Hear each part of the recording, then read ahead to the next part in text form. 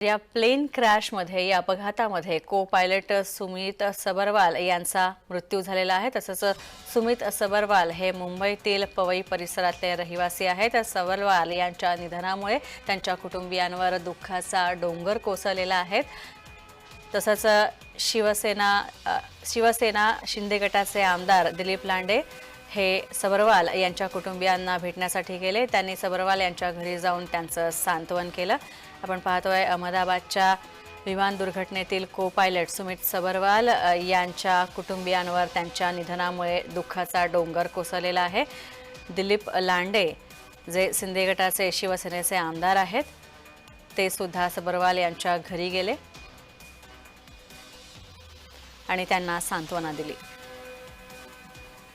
तर मुंबईतील पवई परिसरात सुमित सबरवाल हे राहतात आणि सुमित सबरवाल यांचं इथं घर आहे। सुमित सबरवाल यांचे 88 वर्षाचे वडील हे एकटेच घरी राहतात। टेक ऑफ करण्यापूर्वी सुमितनं आपल्या वृद्ध वडिलांशी संवाद सुद्धा साधला होता। लंडनमध्ये विमान लँड झाल्यावर मी पुन्हा बोलेन असं सुमित सबरवाल यांनी त्यांच्या वृद्ध वडिलांना सांगितलं होतं।